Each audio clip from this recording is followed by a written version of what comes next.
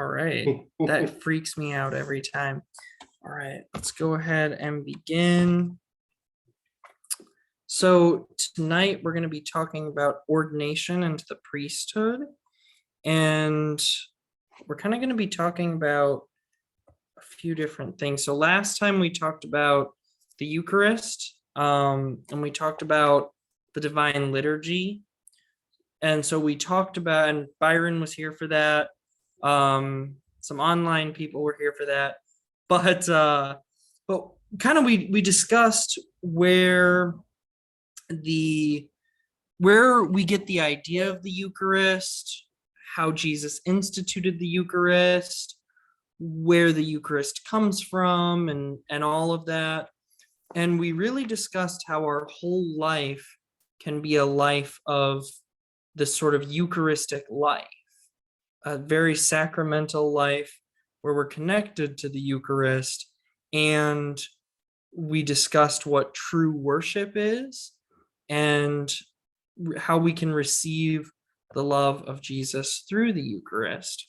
So tonight we're going to go into the next chapter, which I forget what number that is. 7. Thank you. I'm glad somebody can count. One of us can. So that's ordination in the priesthood. And basically, we're going to learn all about why we have priests, why we call priests father, all that fun stuff. So the foundation for the priesthood comes in Matthew chapter 16, verses 18 and 19, where Jesus says, "On this rock I will build my church." And he also said, "And the gates of hell will not prevail against you." And then he says, "I will give you the keys of the kingdom of heaven, so that whatever you bind on earth will be bound in heaven, and whatever you loose on earth will be loosed in heaven." And so then in Matthew 18, verses 18 through 20, Jesus is giving an admonition about how to handle when a Christian is in sin. And in part of that admonition, he says something very interesting to the apostles.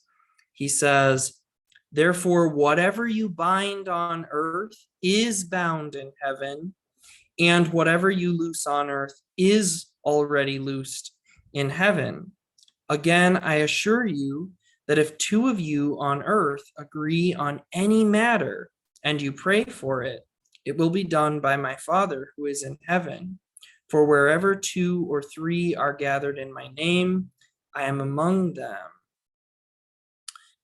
So in Matthew 16, he says that he will give the keys to the kingdom of heaven and that you will be able to bind and to loose. And then in Matthew 18, he actually gives those keys and says, "Now whatever you bind is bound and whatever you loose is loosed." So we go from future tense to present tense. And the reason why I want to espouse that is because some people have tried to say that in Matthew 16, he is giving the keys and he's only talking to Peter. So therefore, Peter alone has the keys of the kingdom, and Peter alone has these abilities. But in truth, Jesus says, "I will do this," and then he gives the keys to all of the apostles. So this is important because, as we talked about when we discussed chapter 2 of this book, or actually, sorry, chapter 1. See, I really can't count. I really can't. In chapter 1, we talked about how the church is apostolic and the importance of the church being connected to the apostles and the holistic view that has to be all the apostles. So that's important. But tonight we're really going to be talking about not just the apostles themselves, but we're going to get more into the successors of the apostles, which is first the bishops and then the priests. So if you haven't been following the discussion yet, and you want to see all about the church and how we know where the church is and all about what apostolic succession is, we discussed that in week 1. That video is available on YouTube now, so I'm not going to spend a lot of time on that tonight. Tonight, what I'm going to talk about, if anybody has questions about that, feel free to stop me. I'm happy to answer any questions as best as I'm able to. As much as somebody who can't count can answer questions, right? But as much as I'm able, I'm happy to do that. But the point is that church that Christ founded still exists today. And we're going to get into more details about how that church has been preserved for us, through whom, and what exactly that means for our own lives. So part of how the church has been preserved for us is through what's called ordination. When we ordain someone to the priesthood, and when we ordain someone, or when a priest gets consecrated then to become a bishop. I'll get into what it means to be ordained versus consecrated in a moment. But Jesus first ordained his apostles, and they ordained what was called bishops to be their successors. And bishops actually ordain priests to basically carry out and perform the work of liturgy and training up of the congregation on their behalf, because no one person can be everywhere. So, and then after that, there's what's called deacons and even subdeacons. And deacons are actually, as we'll see, deacons are ordained, but it's a little bit different. So deacons are not actually the same as priests or bishops. We'll get into how that all works out. But the point of having deacons is that they serve the church both liturgically and in the day-to-day life of the church in ways besides the ways of preaching and teaching that has been committed to the apostles and through them to priests. And all ordination takes place through the laying on of hands. So there's a physical laying on of hands that happens because, as we've been discussing, in Orthodox Christianity, we believe that you can't divorce the physical and the spiritual. So we don't believe that, I can't just declare myself to be a bishop and believe that God has somehow, made me a bishop by some sort of gnosis, by some sort of Gnostic, like I realized that I was a bishop, so now I am. That's not how it works. There's actually a laying on of hands that happens. I'm going to be talking about this more a week from Friday in our not book club, but on my just YouTube show.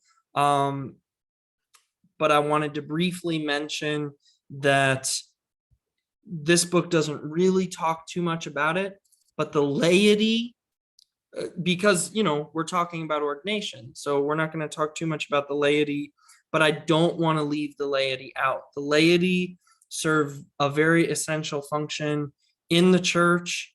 Not all of us can be priests or even deacons. For example, I'm not qualified to be a priest or a deacon, and that's okay. Folks like me can serve the church in other ways, like by running a bookstore, for example, or there's lay Christian counselors. So like my wife is a lay Christian counselor. She helps Christians who are struggling with various needs in life. Christians can help by supporting the work of the ministry through, the paying of tithe and these things. There's also Christian charity. There's various classes that Christians can run and just all sorts of things. Don't forget proselytizing. That's right, proselytizing. And this is why, so you'll sometimes hear in some groups, they use a term of like they'll talk about monasticism and they'll say this is the religious life, or they'll say that priests are in the religious life. And by extension, that means that everybody else is in the non-religious life. In Orthodox Christianity, we reject that terminology because everyone is called to the religious life. We're all religious, but the way that plays out might be different. But we are all living a religious life, whether we happen to be in a monastery or not. So the laity are essential to the church, but tonight what we're talking about is why there are people who are specifically ordained to the priesthood, if that makes sense.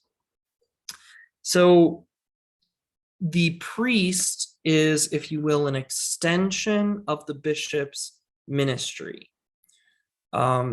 This is why in the very early church, in the book of Acts, we actually see that the word priest or presbyter and the word bishop or episcopos in Greek are used interchangeably.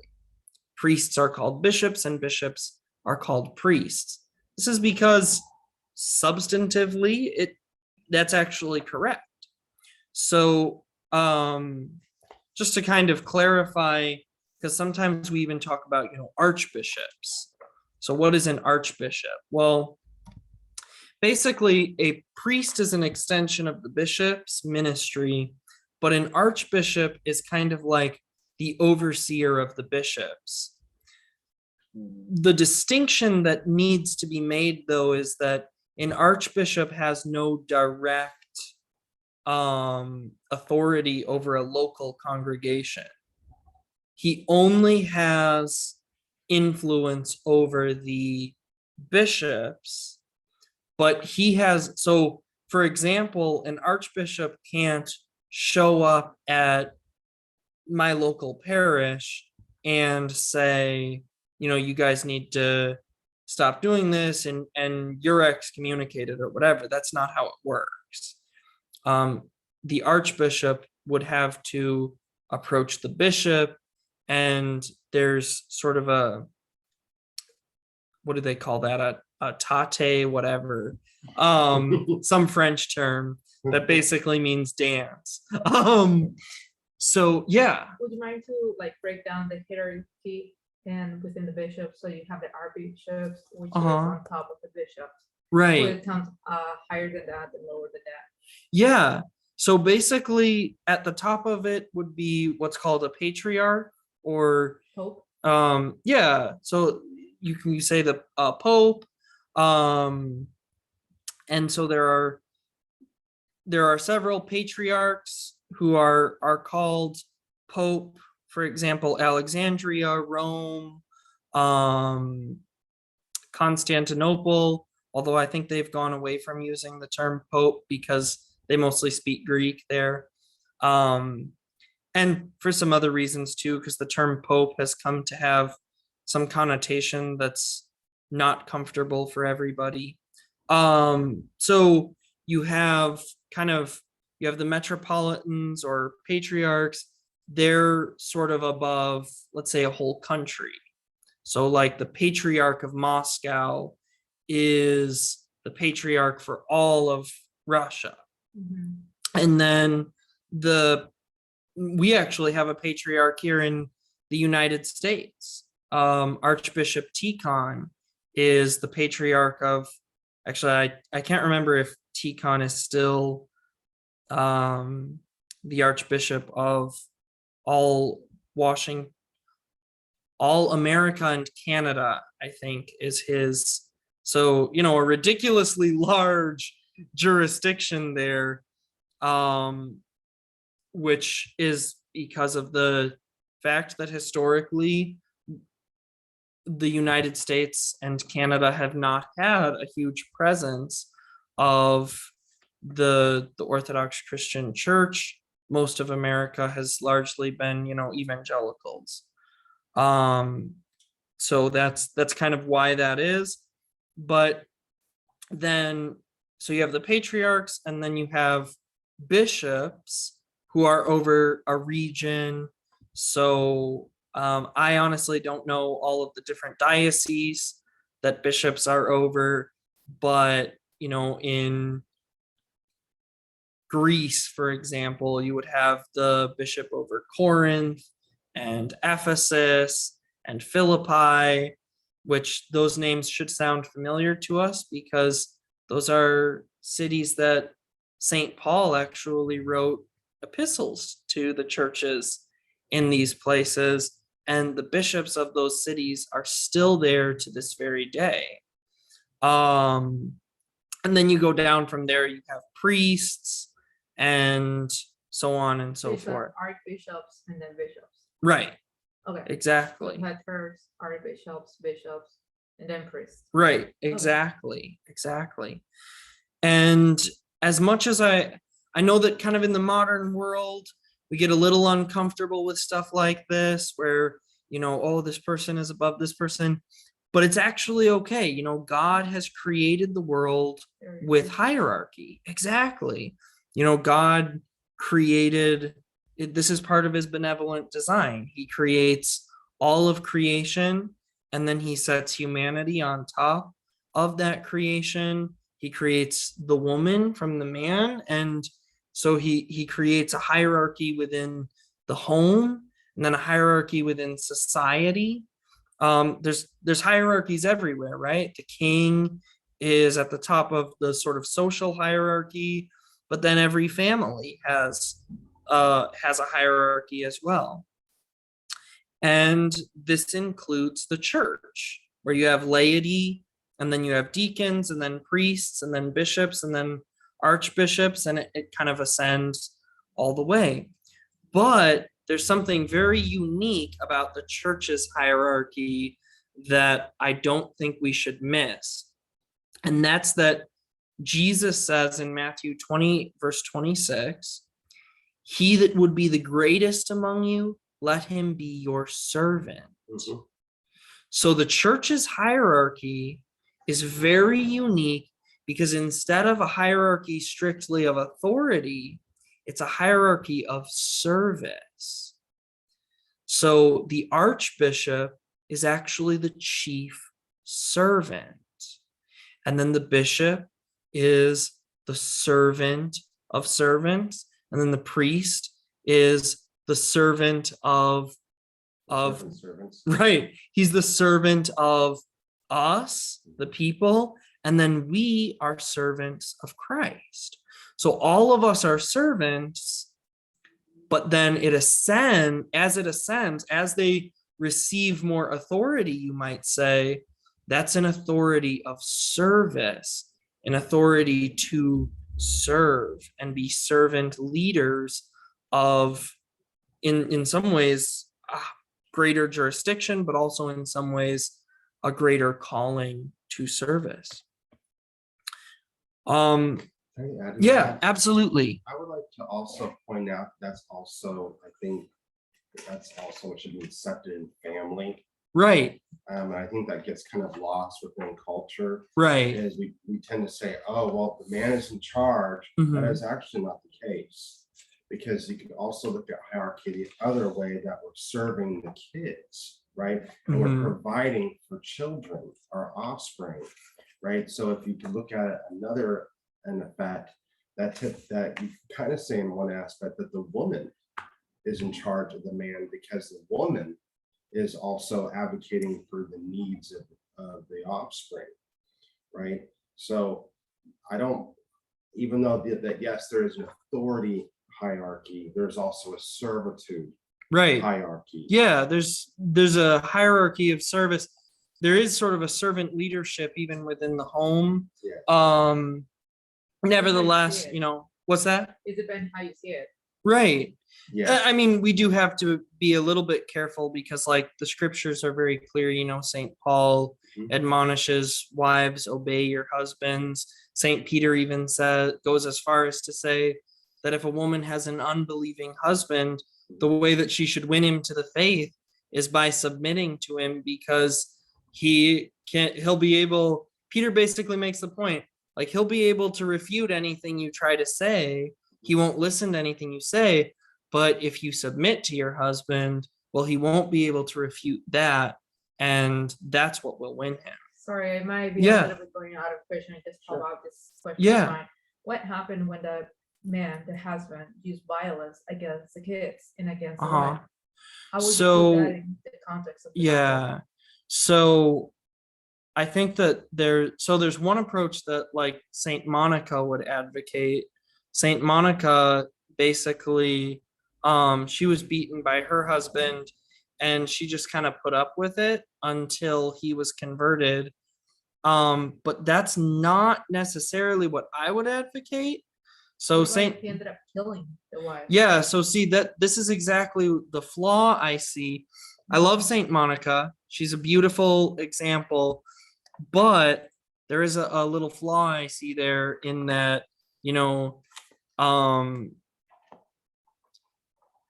she's lucky that he stopped where he did, Exactly. and otherwise he might never have. So what I would say is I think you have a right to be safe. And if your husband is beating you, then he is violating his duty as a husband. And you have every right to escape that situation. And hopefully the church is a safe home for you to flee to from that. And I think that the church needs to be that for people. Yes.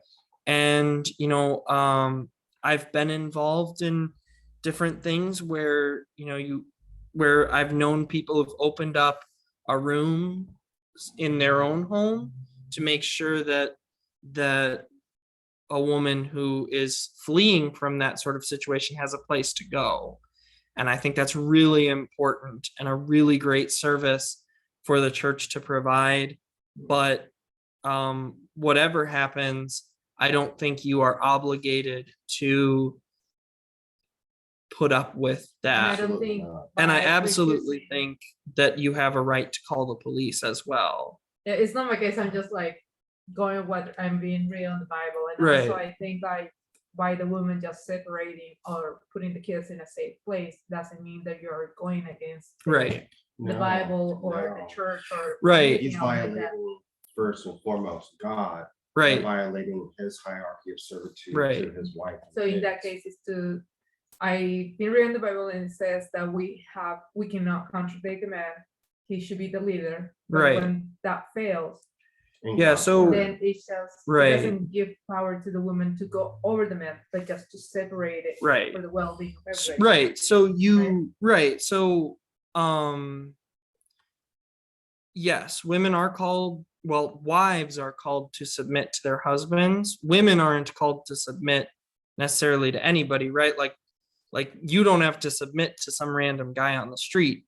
So but wives are called to submit to their husbands, and husbands are called to lead their wives. And it's never okay for a wife to try to usurp authority, but it's also never okay for a husband to use his authority as an excuse to do violence to someone, especially to his wife. And that's, Christ never did. Christ and the church is the classic example of what a household is supposed to look like. And Christ never did violence to his church. In fact, he accepted upon himself violence on behalf of his church. He did the opposite of that. So definitely, I think there's, in our culture right now, the big thing is kind of to try to oppose God's will for the family. But you're absolutely right that when God's word gets twisted to justify wrong things, we need to stand up against that as well. Not just any authority. Right. Right. Man is not given just any authority. Right. No husband is given. It's under the authority of God. Right. Passed on. So no man should be And, Any of you know, that, in it's definitely not godly. just in case, you know, you mentioned you didn't want to go off on a tangent, so I'll go ahead and connect that to our discussion by saying that that's actually an apt point, because it's the same in the church that bishops and priests don't have some kind of like absolute authority either. You know, Dr. Jeannie Constantinou talks about the fact that when you are, like, for example, in confession, the priest is in a position of authority, but that doesn't give, you know, the priest a right to do wrong. He can't be like, you know, oh, for your penance, you have to do all my dishes. Like that, right. Or like it's having happening like a big scandal in the Catholic Church, and that kind of scare like abuse of the kids. They Right. don't give the rights. Right, They have to exactly. follow them, but Exactly. there's a certain point we have to use common sense. Right, exactly. We're called to submit to those who are above us, but we don't submit to, we don't go beyond the actual authority that has been placed on us. So there are some different approaches. We talked about the idea of religious versus non-religious life and how we don't agree with that. We believe that everybody is called to a religious life, and it's just depends on how that plays out. And in really extreme cases, that view of these people are religious and these people are secular actually has resulted in the past in some people even being deprived of receiving the full Eucharist. There were times in history where lay people were not given the blood of Christ, just because they were lay people. Like the idea behind it, there was all sorts of arguments being made about why that should be, but in the Orthodox Church, we've always given people the fullness of communion, because this is, Christ said, if you do not eat my body and drink my blood, you have no life in you. He didn't say, you know, if you don't eat my body and drink my blood, that's okay because you're just lay people. He said, if you don't do this, you have no life in you. So if we deprive people of that, we're depriving them of life itself. You're separating more. Yeah. What do you mean by full? Are you talking about Eucharist? Yeah. What do you mean by full Eucharist? Are you talking about open Eucharist? No. So in the Middle Ages in the West, people who were lay Christians were not allowed to take the blood of Christ. They were only given the bread. Exactly. No worries. It's good to clarify. Now, on the other hand, in the Protestant movement, there's kind of been an overreaction to exactly what I was just saying about that religious versus non-religious idea. And so that overreaction has been to essentially, for the most part, deny the sacramental reality of ordination.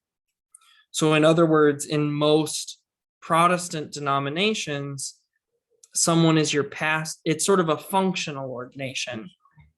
Someone, oh, yeah, do you want some crayons? Yeah.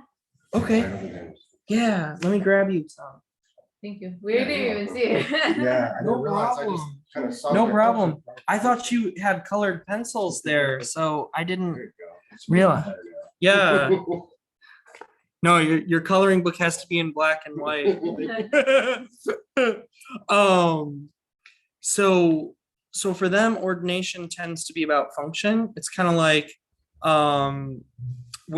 so at one point I was, many moons ago, I was a minister in a Protestant environment, and what that meant was not that like some sort of internal, what's called ontological or of my nature, there was no change that happened. Really what happened was basically I was their minister because I was just the member of the congregation who stood up and taught people. So it was very functional. Kind of like becoming the CEO of a company. It doesn't really change anything about who you are necessarily, but it just means that you have this role in this company. And that's kind of how most Protestant groups see ordination. Is like, this person is our pastor because he does pastor things. He's our pastor because he leads us in worship or teaching or whatever. Kind of like a leader. Right. Yeah, Like a leader. not more divine. Right. Right. Right. But in Orthodoxy, we see ordination itself as actually a mystery and a sacrament. So we believe that what's called ontological, that's just a fancy word that means real, like a change of nature has taken place, and that God has actually bestowed grace upon this person to make them a priest in his church. Basically, like more holy person than the rest of the people. I mean, not necessarily more holy, but more set apart, more sanctified. Yeah, like And- more apart, like not like a regular people who can see like right and left. Right. But more Right. So there's a bestowal Right. of grace. So I'm gonna read a section from our book here from page 220. It says, ordination or holy orders is a mystery of the church in which God brings about a real change, as he does also in the other sacraments of the church. For example, in baptism, one is reborn. The old man dies and the new man, Christ, is put on. Or in marriage, a man and a woman are made one flesh, and so forth. It is a gift of God through Jesus Christ by the power of the Holy Spirit, something given through the mystical power of Christ's body, resulting in a tangible gift of divine grace. We see this in St. Paul's exhortation to Timothy to maintain the gift of ordination given by the laying on of hands of the presbyters, which is just Greek for priest. Do not neglect the gift that is in you, which was given to you by prophecy with the laying on of hands of the eldership. 1 Timothy 4:14. The gift is not an external institutional authority, an appointment to a position, or a job title to be performed.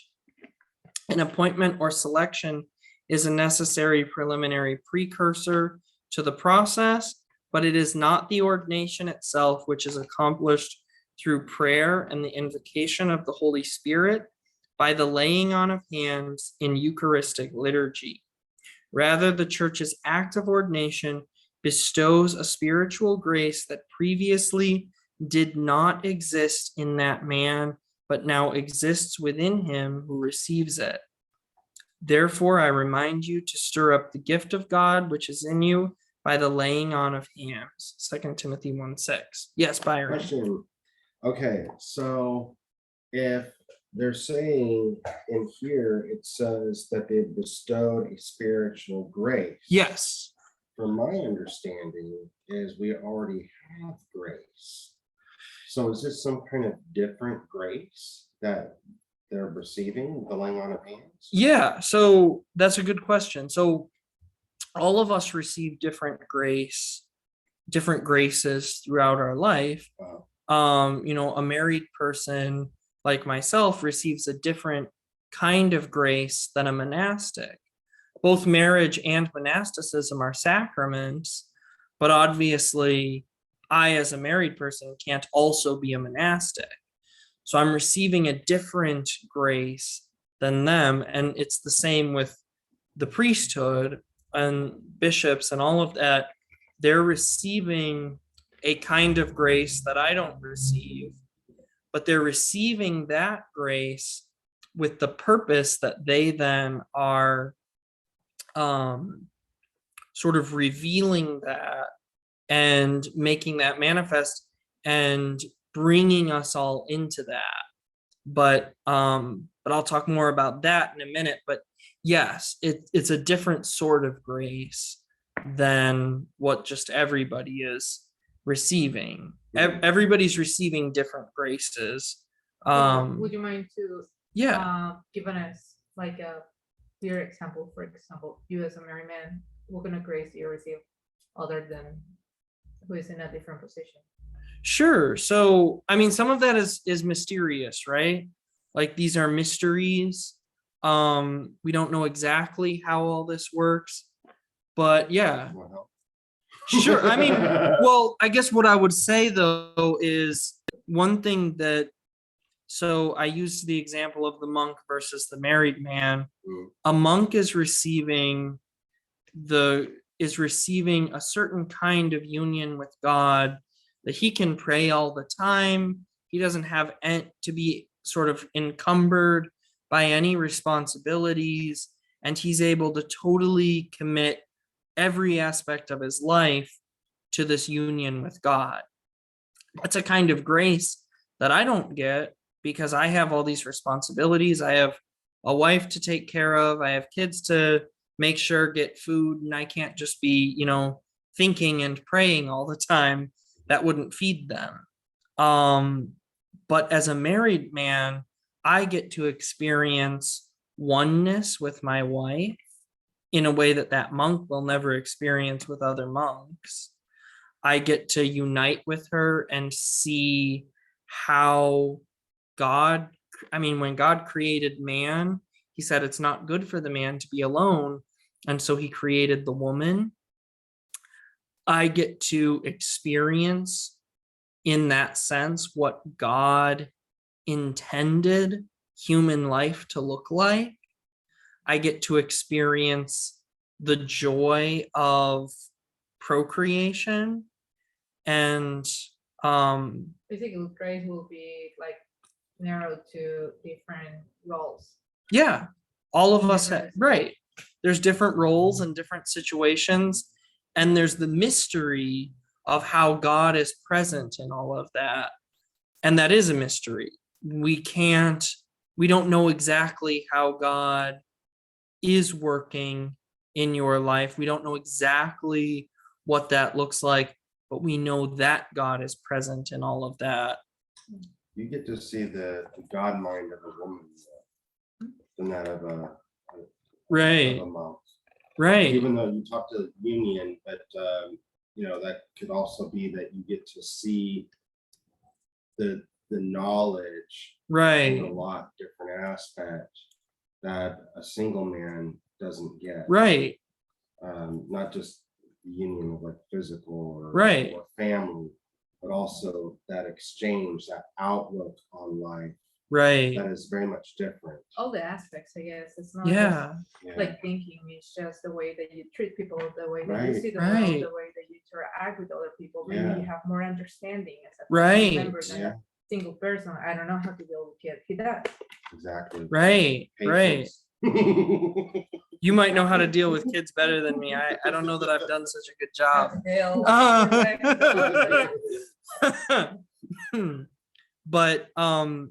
But as a result of that idea of them receiving this grace and experiencing this transformation, and what that means is that there are some qualifications required to be a priest.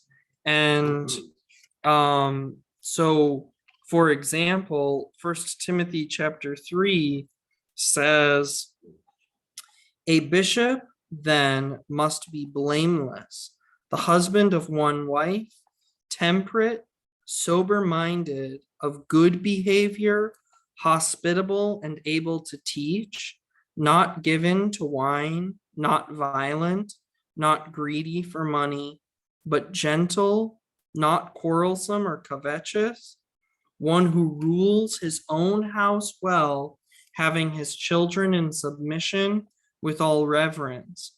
For if a man does not know how to rule his own house, how will he take care of the church of God? not a novice, lest being puffed up with pride, he should fall to the same condemnation as the devil. So that's from 1 Timothy 3:2-6.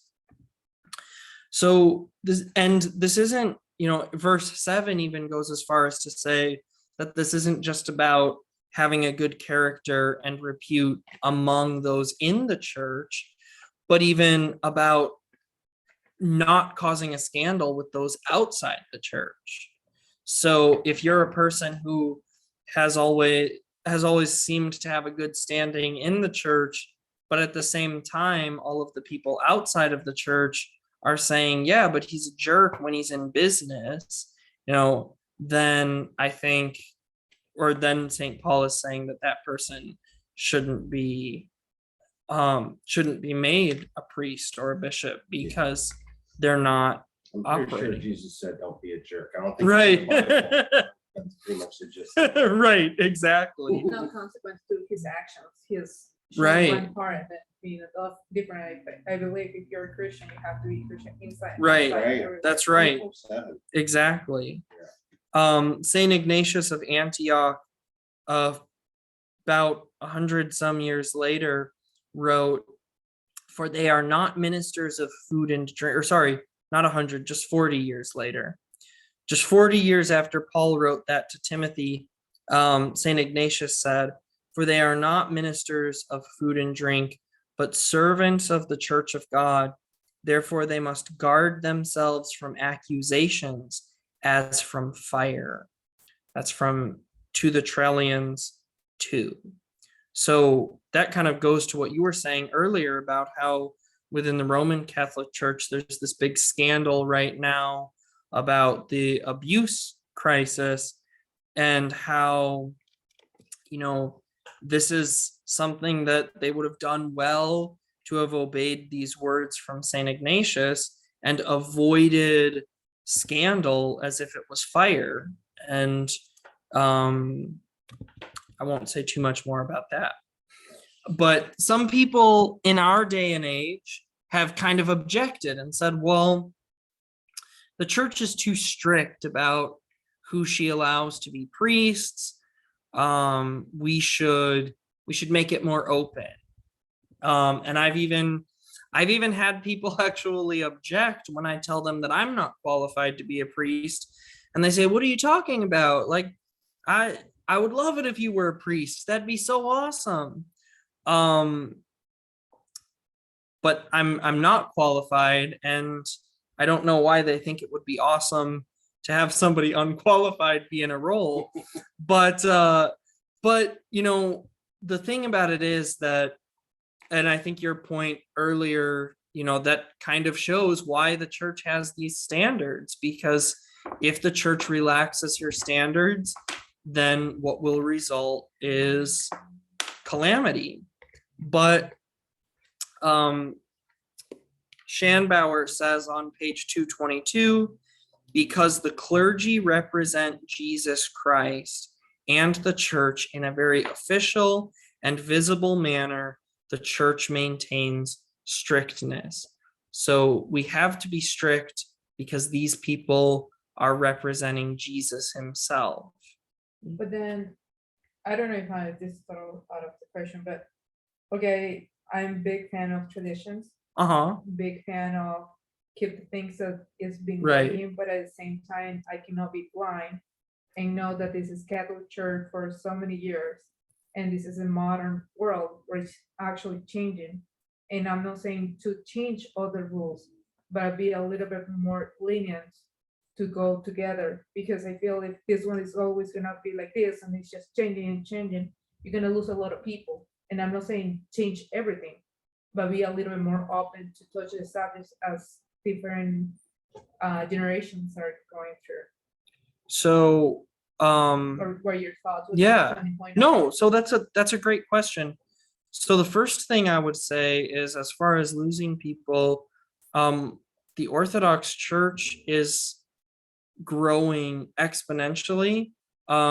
Just my parish was a tiny little mission parish from Russia, and even within my lifetime, it has swelled so big that it's too big for the building we're in right now, actually. And we're talking about always talking about getting a new building. I don't know if we will, or if we just like to be cramped together.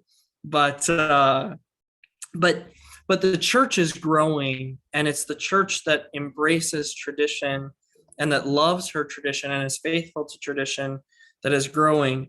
So I'm not worried about losing people. And also, I would go a step further and say that Jesus said that,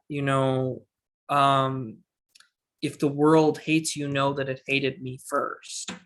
So those who reject the church are rejecting the church for the same reason why people crucified Christ. Do you feel that your church, where it's getting more and more people, are doing something different to any other churches, where maybe there's not too many attendance from people? I think we are doing things different by being faithful to tradition, instead of very often people try to. A great thing that I heard, this was not recent, this was actually from the 1970s, and there was a bishop, and he was talking about a man who had passed away and become a saint. And someone was asking him about this man because he had actually met this man. And the bishop said, I was a bishop when that man was a priest. I forgot the guy's name, but when Saint John, whatever, was a priest, I was a bishop. And I remember that we used to have all these meetings trying to figure out what new thing we could do to attract young people, what new things we could do to attract people. And we had all these plans and all these goals and all these ambitions. And I remember that there was this one man who was not a bishop. He had no plans. He had no ambitions. He was humble. And he pointed people to the traditions of the church. But I tell you that one man, armed with nothing more than his Bible and his prayer book, was greater than all of us bishops and brought more people into the church than all of our schemes put together. There's power in the tradition of the church, because the tradition of the church comes from Christ, and Christ is God. And there's power in that, and there's beauty in that. And we can't forsake that for whatever the new thing is. To use a controversial example, in the 8th century or whatever it was, in the West, they went to the idea of having only celibate priests, that priests can't be married men. This is until today, right? No. In the West, priests, but in the East, that was never adopted. And the argument why in the East, why they never adopted that, is because it had never been the tradition of the church. And in fact, earlier than that, in the 5th century, there was even a church council that debated whether or not priests should have to be celibate. And there was this one bishop who was famous for being very celibate and austere, and everybody knew that he was very ascetical in his life. And everyone thought he was going to say that priests should have to be celibate because he was such an ascetic. But then when they asked him, he said, no, that's heresy, because that's never been what the church decided. Do you guys need to take off? Or are you? Oh, okay. No worries. Can I ask one more question? Yeah, no, go ahead. I love it. Ask away. This is something, an argument that I always have with my other friend is that I grew up in a Catholic church, Mhm. all female, with a school of nun for 70 years back in my country. Mhm. So being said that, I know that as far as I know, I think gay people is not allowed in the church because in the Bible says men and women, and that's my vision and that's what I Mhm. believe. But at the same time, when I have recently, I'm a real estate and I have some transaction, I can see some people go to church, married and everything, but it's being horrible people to other people. When I see these gay people, yeah, they're what they're doing according to the Bible and to the church is wrong, but they have more caring and compassion.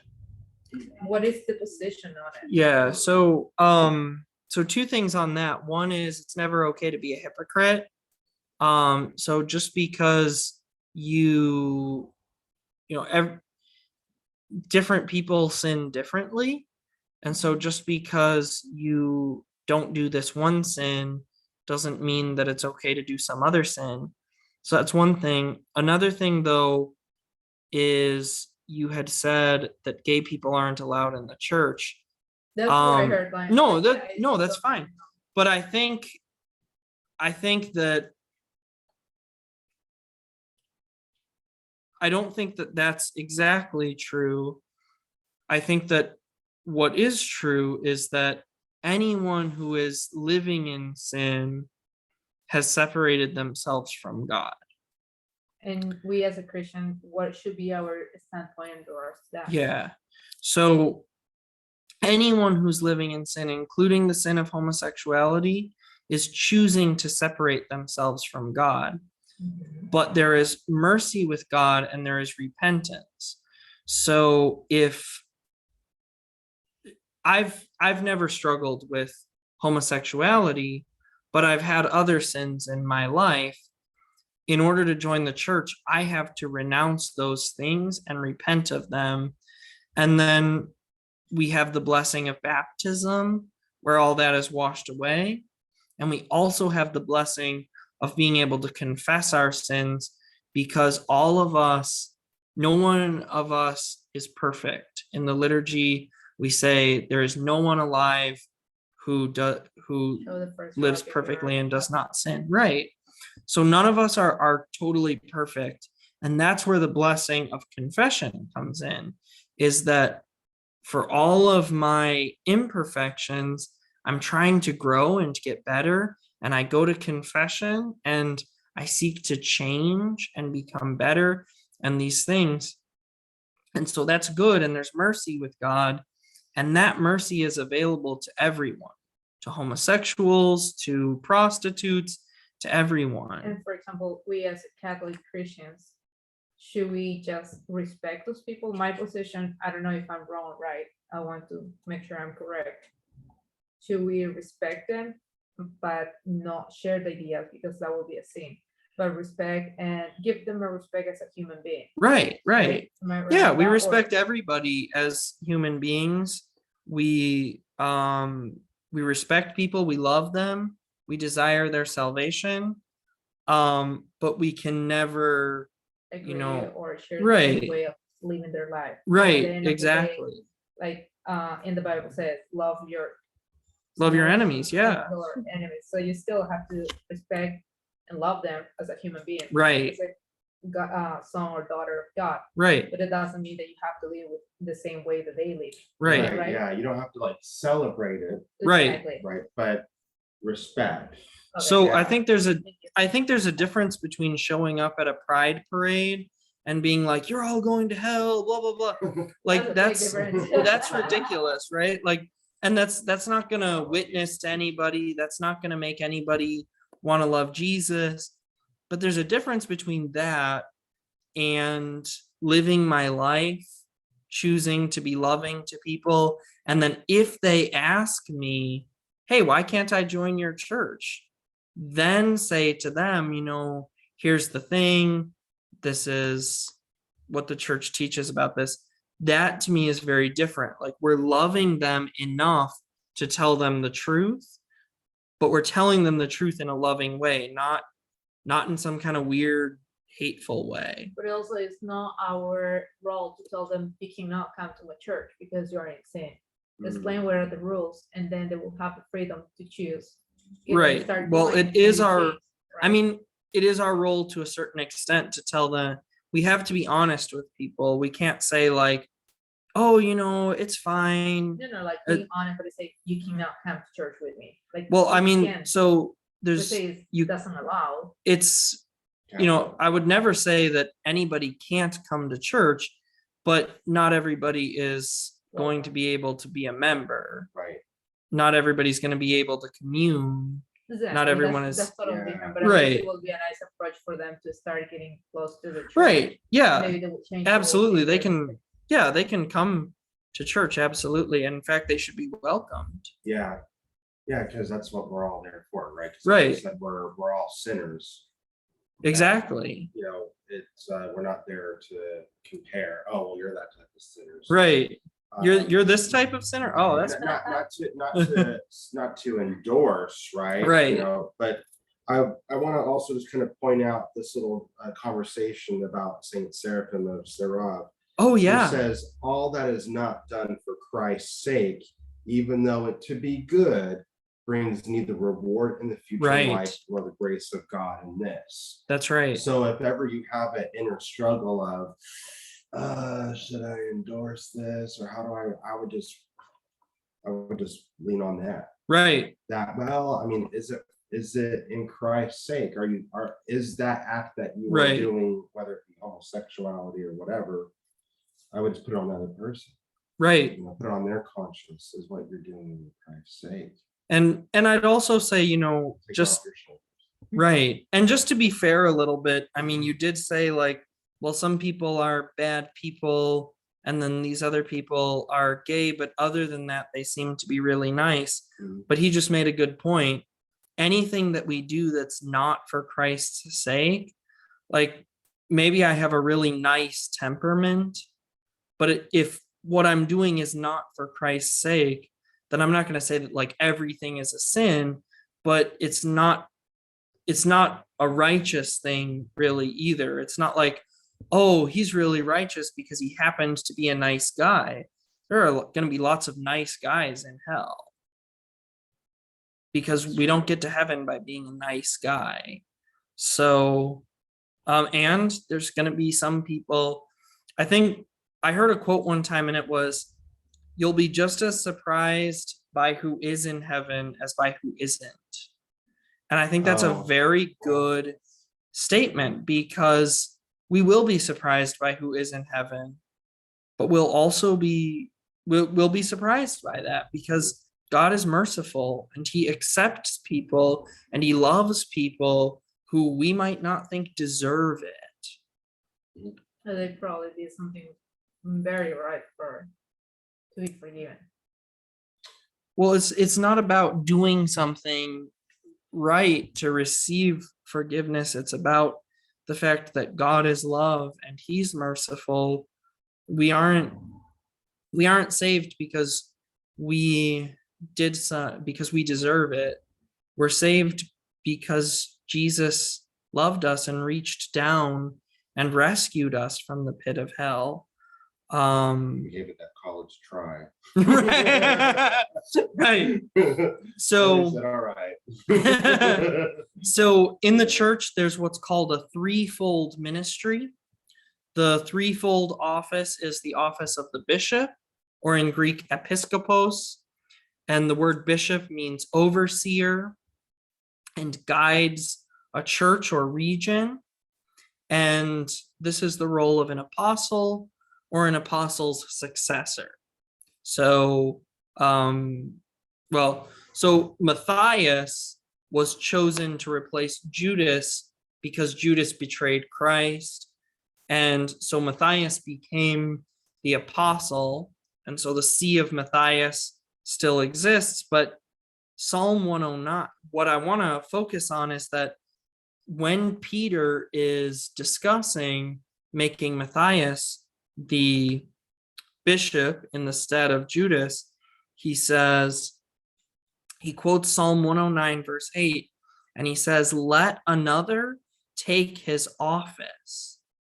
The word office there is the word episcopal, which is actually the word from which we get our English word bishop. So you see right away, this idea is in place. As we talked about, the bishop is the chief servant. I have on my little slides here, you guys can't see it, but I have the butler from Downton Abbey, Charles Carson, the chief servant. He's like the butler in a way. And again, that's because Jesus said, if anyone desires to be the first among you, let him be the least of all and the servant of all. So we already discussed that a lot, but on page 223 of this book, Schanbauer explains the unique role of a bishop. He says that the role of a bishop is to preside as the focal point of unity in the assembly of the church community, teaching the apostolic faith and guarding the faith from error. So the bishop is intended to be an imitator and representative of Christ among the flock. And there's actually, him talking about the focal point of unity made me think of a member of my church named Owen, who married a woman from the Ukraine. And for their honeymoon, they went to the Ukraine. And he said this was very interesting. He said that there are actually schismatical groups in the Ukraine that use the same liturgy as the Orthodox Church. Charismatic church, is it? Schismat. So basically, yeah, kind of like charismatic, but they're in schism, so they're not part of the church. They have their own hierarchy that they've set up. They have their own. They don't come from the apostles, though. They're doing their own thing, but they like what we do, so they do what we do. They just do it their own way. Like Baptist versus Presbyterian. Right, exactly. But he said what was the way that you could tell that you were in an Orthodox church instead of the other church is basically that you would have to look on the wall and see whose picture was on the wall. Because in the Orthodox Church, they would actually have the Orthodox bishop on the wall. But if you went to the schismatics, they have somebody else. He said, I don't even know who this guy is. But that's whoever they've appointed as their bishop, I guess. But so I thought that was interesting that the bishop is the focal point of unity. And so in some countries, that's in a very literal sense. Like the only way I can even know that this church is Orthodox is that they have the right guy's picture on the wall, because otherwise I wouldn't know. I don't even speak the same language as them. But so excuse me. Double excuse me. So the second order of authority is the presbyter, which is actually, the word presbyter is Greek. It's where we get our English word priest. So if anybody ever asks you, where do you find priests in the Bible? Then you can impress them by saying, well, everywhere where your Bible says elder in English, that is the Greek word presbyter, which is literally where we get the English word priest. So go ahead and impress people with your knowledge of Greek now. Which is weird because don't Presbyterians have pastors? Yeah, it is weird. So I actually have no idea why they're called Presbyterian, because they don't believe in priests. Yeah, and they near as I can tell, the only thing, I could be wrong about this, by the way, I'm not an expert, but near as I can tell, the only real difference between Presbyterians and Baptists is that Presbyterians rightly baptize babies, whereas Baptists do not. Okay. So I don't. Exploded. Right. So I have no idea what What's going on? I have no idea what's going on or why they use the word presbyter. Maybe they really liked Greek and they saw the word presbyter and thought, oh, this is cool, we'll use that now. Interesting. So the important thing to realize about the priest is that the priest and the bishop actually have the same office, but with different ranks. So this is why I referenced this earlier a little bit, but when somebody becomes a bishop, we do not say he is ordained in the service of them becoming a bishop. Instead, we say he is consecrated. And the reason for that is because he already was ordained when he became a priest.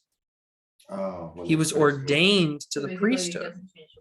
Right, exactly. He's changing his role. And the bishop is still a priest. He never stopped being a priest, and now he's doing this other thing. He's still a priest. He's just a priest in a different rank, we might say. Right, exactly. He's leveled up. like a video game. He leveled up. He passed go. That's right. He passed go, collected $200. Now he's a bishop. Just kidding. There's no money involved. Hopefully. Yeah, right. Hopefully. Now, so there's some biblical examples of this concept of priests and bishops being connected. So for example, I'll just kind of go through these. In 1 Peter 5:1, Peter refers to himself as a fellow presbyter.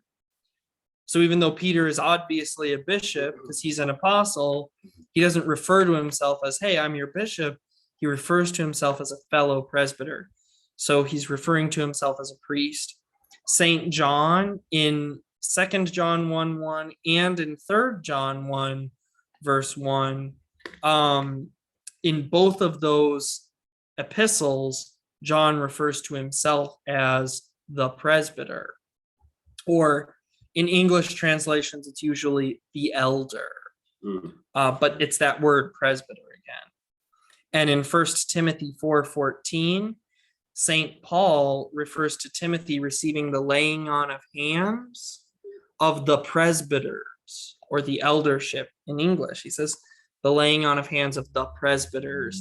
And later on in 2 Timothy chapter 1 verse 6, we find out that St. Paul himself was actually one of those presbyters who laid his hands on Timothy. So St. Paul himself is calling himself one of the presbyters. So again, this is just to show biblical examples of how the priest and the bishop are the same ordination in different roles. It's the same office occupying different stations. The duties of a priest are leading a local congregation in teaching, worship, preaching, and ministry as delegated by the bishop as the overseer. I think that's pretty straightforward. The big difference between a priest and a bishop is that a bishop has the authority to ordain, whereas a priest does not. A priest cannot make there be more priests, a bishop can. And actually, right now in the United States, the Orthodox Church is growing so fast that we need more priests. We don't have enough priests. So the bishops need to get right on that. Yeah, exactly. Exactly.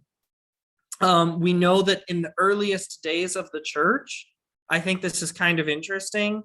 St. Ignatius's epistles show that in the very early days of the church, every single parish had a bishop as well as potentially more than one parish priests and deacons. Oh. So we know that every parish had this early on, but the church grew so rapidly and was planting so many churches that this was no longer feasible.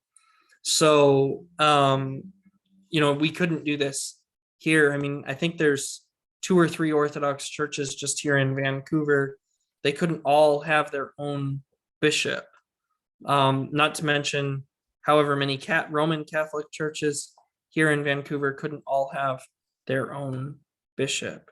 That wouldn't work. So this resulted in a bishop more the way we understand it today, where a bishop has jurisdiction over an area and each parish has a priest and hopefully deacons as well. But again, the church has grown so much in the last 20 years that we actually are in need of more priests. So, That's good to hear. yeah. So Byron, there's an opening. I don't know the qualifications. I still need to make sure. There you go. There you go. Oh, there you go. Yeah, that's a good start. So, I have a question. Yeah, no, go ahead. Go ahead. So just because I noticed that you have a Catholic Bible there, this particular chapter oddly doesn't describe a difference. It describes ordination between Protestantism and Orthodoxy. uh-huh. Do you know personally of any difference with Catholicism? Is there? So the biggest thing that's there with Roman Catholicism is, again, the idea of religious life versus secular life. Okay. Whereas in Orthodoxy, we don't believe in anyone being in a secular life. Everyone has a religious life of some capacity. Okay. And then other than that, that's the biggest thing. Other than that, the sort of on a practical level, there's a big difference in that in the Roman Catholic Church, it's been traditionally seen that your ordination is valid insofar as the Pope ratifies it. So the Bishop of Rome is seen as having authority to essentially determine the ordination status of every single Catholic priest and bishop all over the world. Whereas in Orthodoxy, that would be the role of your local bishop, not even of the patriarch. Like the Patriarch of Moscow isn't going around all of Russia making sure that every single. It just goes like to the archbishop. Is that as high as it goes? The bishop himself just the actually bishop can himself. the bishop himself actually is So able just, to. what is that, like deacon, priest, bishop? Right. That's Yeah. it. I mean, we have archbishops and metropolitans, but they aren't necessarily directly involved in the ordination of every single step along the way. Okay, but like in Catholicism, though, there'd be like an approval that would run across the desk Right, of exactly. Pope Francis. Right. Whether or not he actually even looks at that, I don't know. For all I know, there's some guy at the Vatican stamping I have no idea how that works. Yeah. But at least theoretically, but see, I don't fully understand how that works within Roman Catholicism, because Roman Catholicism recognizes Eastern Orthodoxy as having valid succession. And I don't know how they could do that, since we don't. I just don't know. We wouldn't have had, for 1,000 years, we haven't had the Bishop of Rome involved in anything with that. Gotcha. And for 1,000 years before that, we didn't have the Bishop of Rome involved in any of it. Neither did the West. But in the last 300 years or so, that's something that would be a difference. Absolutely. Are you guys taking off? Yeah, I gotta go. Okay, Okay. Sounds good. Thank you so Sounds much. good. Very nice to meet you, Rosa and Virginia. Thank you. Virginia, very nice to meet you. Thank you, baby. Thank you. Very nice to meet you. Hopefully we see you again. What was your name? Genesis. Wow, that's so beautiful. Thank you so much for everything. I appreciate it. Absolutely. Thank you for joining us. Thank you. Have a beautiful Yeah. night. you as well. Good You as luck. well. Godspeed. So Byron, Yeah. you and I still have a couple slides left to go through Okay. here. So what I wanted to kind of get at here is that, and this is actually a difference. Your question is a good question. This is also another slight difference. I think Roman Catholicism might actually believe some of this, but there are some differences along the way that I'll highlight. So in Orthodoxy, we believe in a priesthood of participation. So what I mean by that is that in Hebrews chapter 4, we read that, and specifically verse 16, we read that Jesus is the high priest. Mm-hmm. He is the great high priest. Actually, right. He's really the only high priest, if you think about it.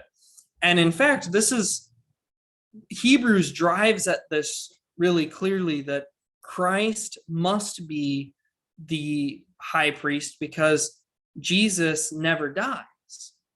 So since Jesus never dies, he is the eternal high priest, because in the Old Testament, they had a high priest, but he would die and vacate the office.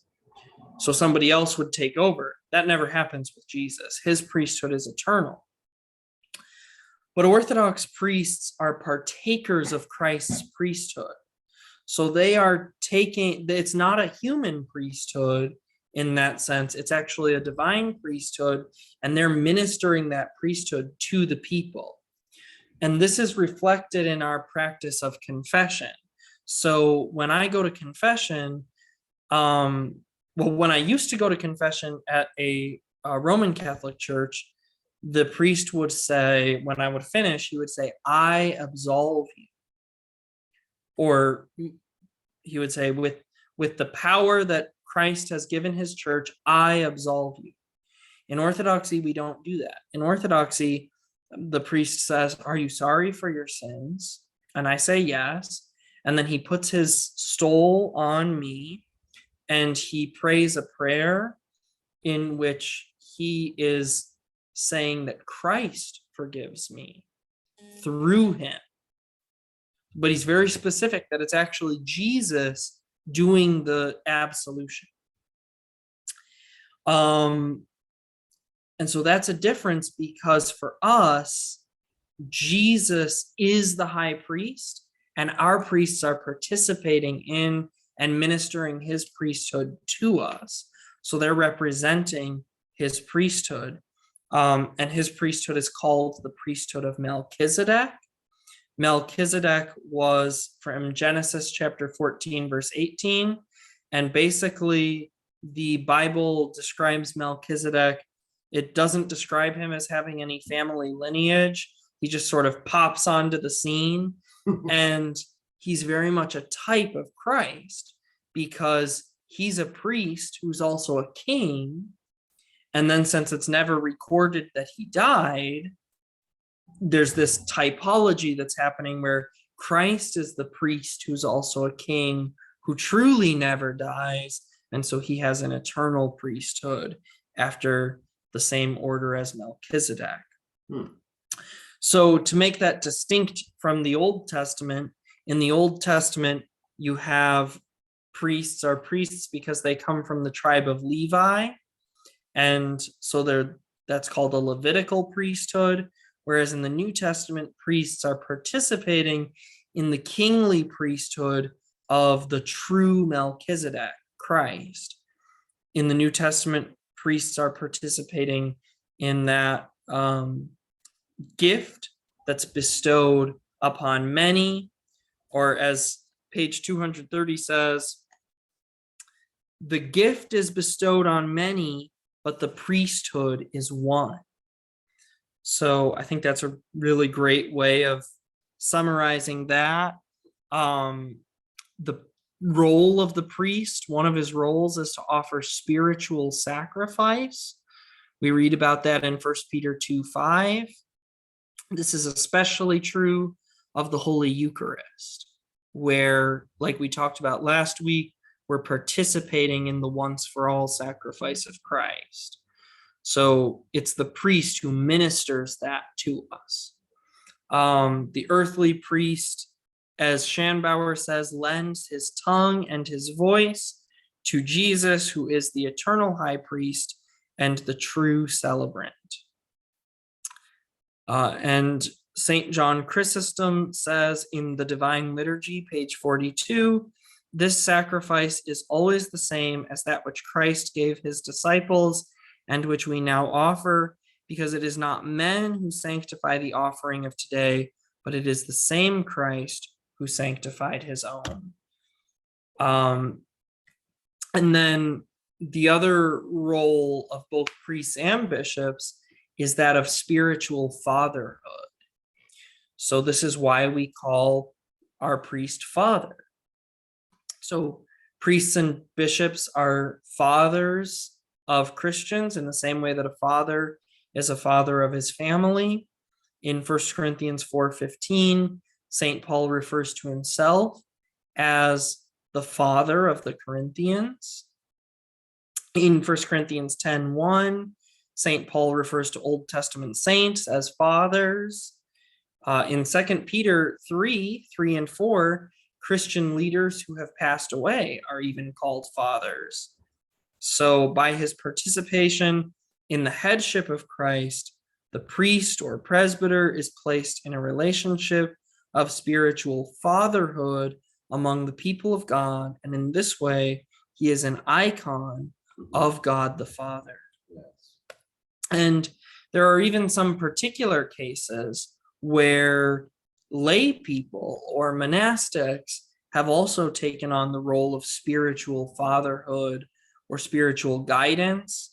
Many lay people become sort of a father or mother to especially like a godchild of theirs. So this can be something that's pretty common in Orthodoxy, that people have a spiritual father who may not be a priest. So sometimes the objection gets made of, well, doesn't Jesus say, call no man on earth father? And he does. He says, call no man father, for you have one Father, and that's God. The context of this is in Matthew 23, verse 9. And when we read Matthew chapter 23, we pretty quickly see that Jesus isn't speaking literally, since that would mean that we literally wouldn't be able to call our own dad our father. Like I wouldn't be able to talk about my dad. It'd be weird. Not to mention the fact that he also says, call no man your teacher, for you have one teacher, and that's God, etc. So obviously he doesn't mean literally, don't ever use these words. But he is speaking spiritually and saying, call no man father, as in equate no man with God. Right. But it's right. And call no man teacher. And this is actually what he's talking about, as a specific practice that was common in Judaism of the day. And when you read Jewish texts like the Mishnah, you'll find throughout the Mishnah all these things where it says Rabbi so-and-so says this, and Rabbi Hirschberg says this, and this rabbi says this, and that rabbi says this, and it's just all this stuff of, well, this rabbi is doing this. And that's exactly what Jesus is saying not to do. He's saying you have one teacher, and that's God. You have one Father, and that's God. So don't take these human teachers and their man-made doctrines and start calling yourself after them. You're not a follower of these people. You're a disciple of me, of Christ. So just as an example, I don't want to pick on anybody in particular, but some people follow, John Calvin and call themselves Calvinists. And other people follow Arminius and they call themselves Arminians. And by the way, Calvinists and Arminians hate each other. They post memes about each other online. They believe pretty much the same thing, but they hate each other because that I am of Calvin, and I'm of Arminius, and I'm of John Wesley, and I'm of these people. And they pick these. And I'm not saying that John Calvin himself wanted it to be that way, or that John Wesley wanted it to be that way, but nevertheless, people have latched themselves onto this, and they literally debate about, like, well, is Calvin better than Wesley? Or Wesley says that Calvin's God is worse than the devil, so but now we follow Wesley, and all this stuff. And that is what Jesus is saying not to do. Jesus is saying not to follow some man-made religious leader with his man-made teachings, and instead to follow Christ in his church.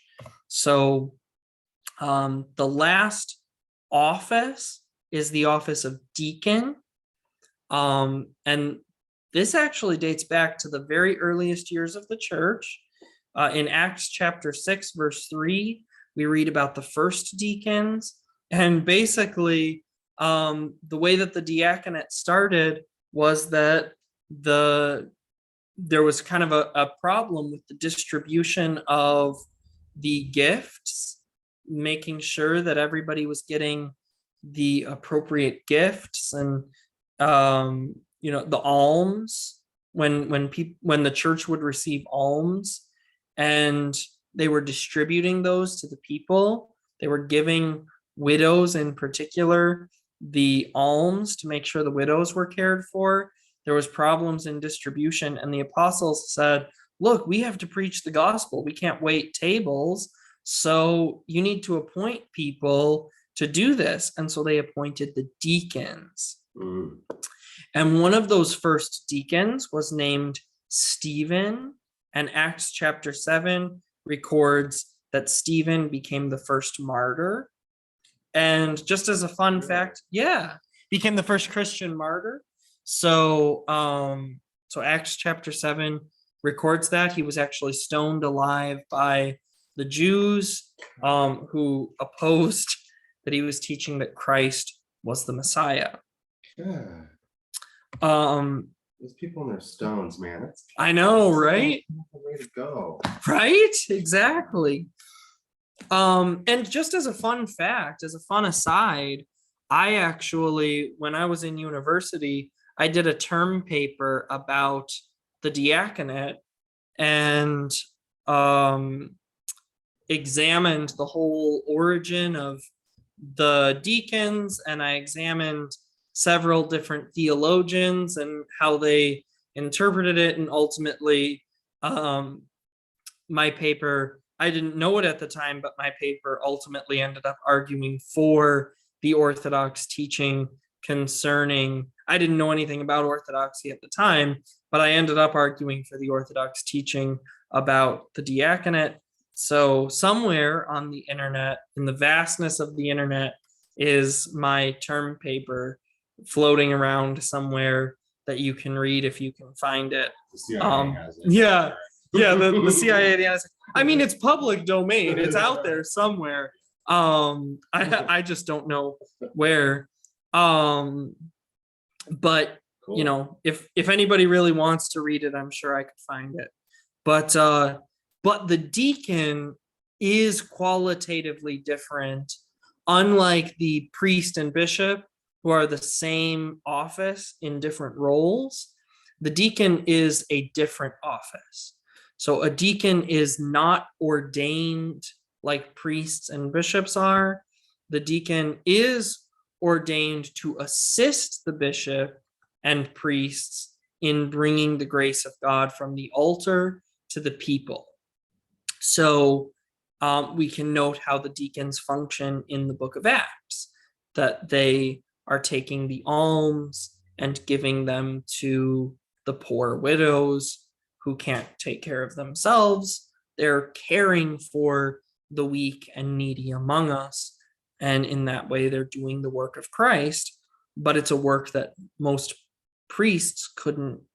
A priest has other responsibilities that he has to do. He can't take all of his time on all of the needs of needy people, but that's extremely important.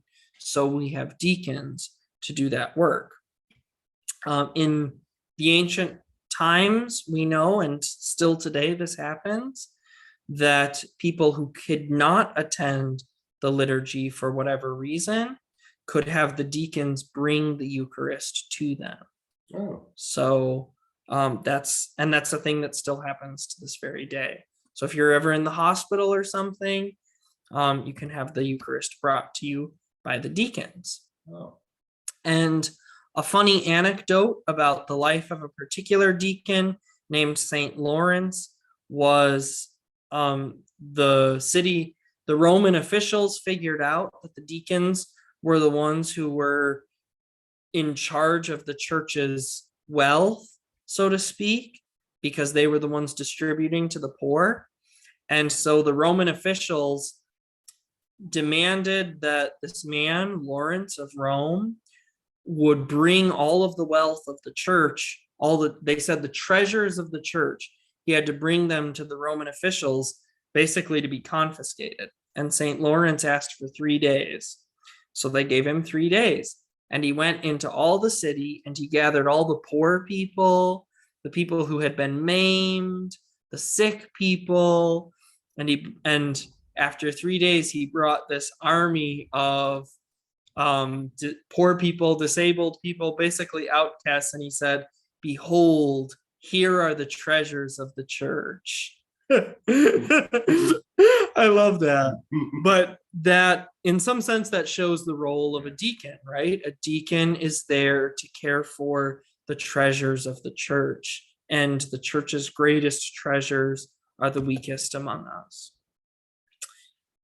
So deacons cannot preside at the altar because they aren't ordained to the role of priests, but they do assist the liturgy in many ways. You've been to the liturgy, so you know that the deacons do the readings, they distribute the elements most of the time, they say most of the prayers.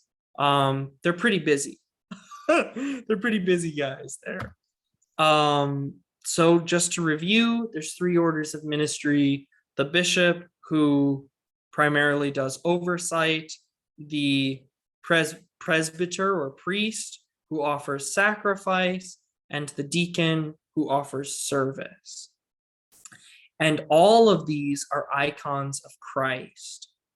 So, for example, the deacon is an icon of Christ because Jesus said in Mark chapter 10, verse 45, "For even the Son of Man did not come to be served, but to serve and to give his life as a ransom for many."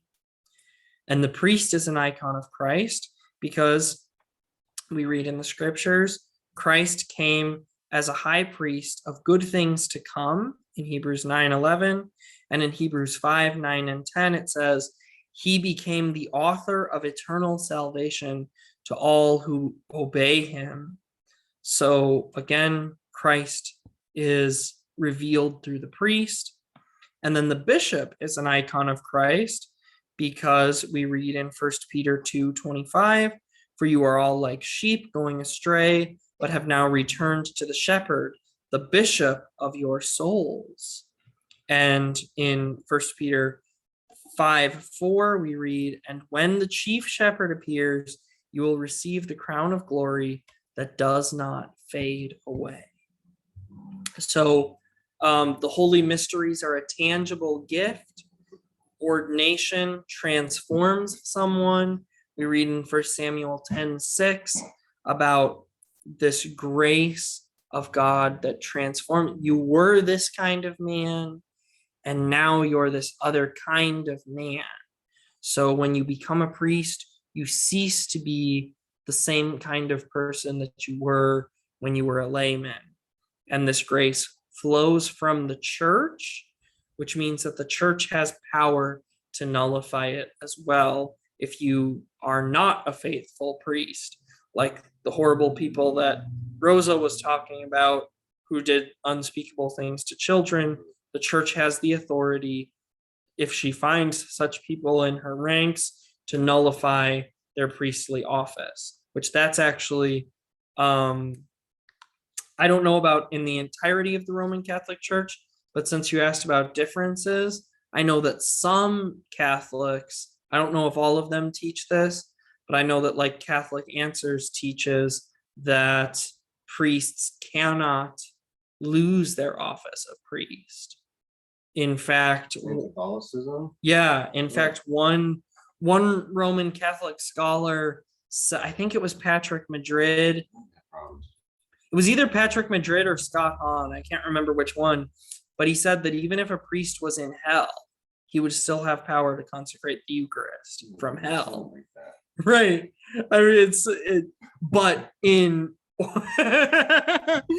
but in Orthodoxy, we don't believe that.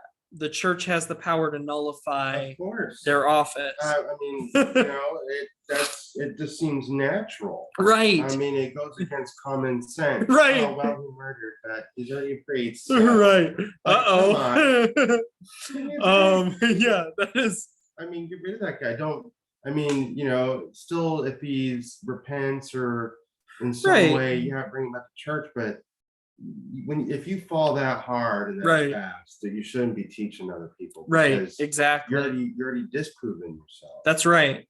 That's right. You've already shown that you not necessarily worthy of or unworthy of grace, but you broke the Ten can't. Commandments. Right. You can't fulfill this role anymore, because No. how can you be an icon of God if you live in a way that's absolutely opposed to him? Yeah. So There should be some acts for sure. Right. That would kick you out. Exactly.